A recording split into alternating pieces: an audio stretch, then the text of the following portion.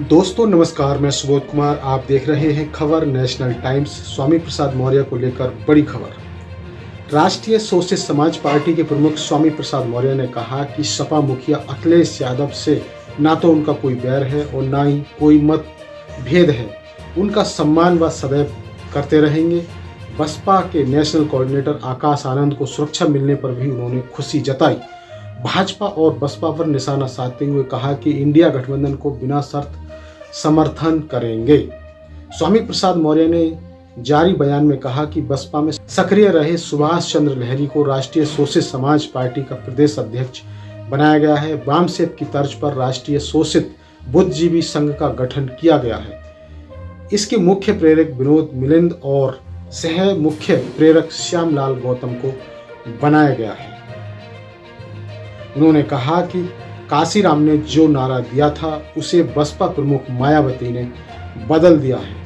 भाजपा राज में किसान, मजदूर, छात्र व नौजवान सभी परेशान हैं। इंडिया गठबंधन देश की आवश्यकता है।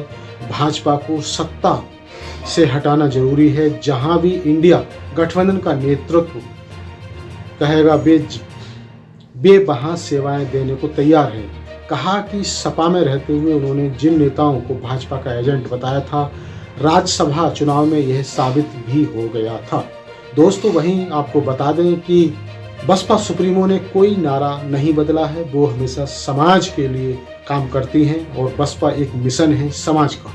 दूसरी तरफ समाजवादी पार्टी अध्यक्ष अखिलेश यादव ने भाजपा को लेकर बड़ा हमला बोला है। सपा अध्यक्ष अखिलेश यादव ने कहा कि ऐसे समय जब सरकार को किसानों की मदद करनी चाहिए, भाजपा सत्ता पर काबिज होने के लिए दिल्ली लखनऊ एक किए हुए है। सपा अध्यक्ष अखिलेश यादव ने कहा कि भाजपा को किसानों के सुख दुख से कोई मतलब नहीं है। भाजपा सिर्फ सत्ता पर काबिज होने के लिए षड्यंत्र और साजिश करती है। बेमौसम बरसात से प्रदेश का किसान त्राही त्राही कर रहा है, लेकिन मुख्यमंत्री और उनकी सरकार चुनावी गणित बैठाने में दिल्ली लखनऊ एक किए हुए हैं। अखिलेश ने जारी बयान में कहा है कि बरसात से और कहीं कहीं ओलावृष्टि से गेहूं, चना, सरसों की फसल को काफी नुकसान पहुंचा है। टमाटर, आलू, शिमला मिर्च, गोभी और बैंगन की फसल भी प्रभावित हुई है। आम में बोर आने शुरू हो गए हैं, लेकिन बारिश में भी ये न केवल गिर गए बल्कि उसमें खर्रा रोग और भुन्ने भी लगे हैं।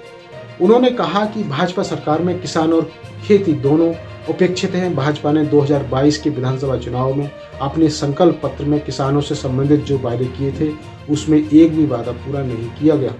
हद तो ये है कि भाजपा सरकार ने पूर्व में भी प्राकृतिक आपदा के पीड़ित किसानों को मुआवजा नहीं दिया था। तो दोस्तों ये थी बड़ी खबर।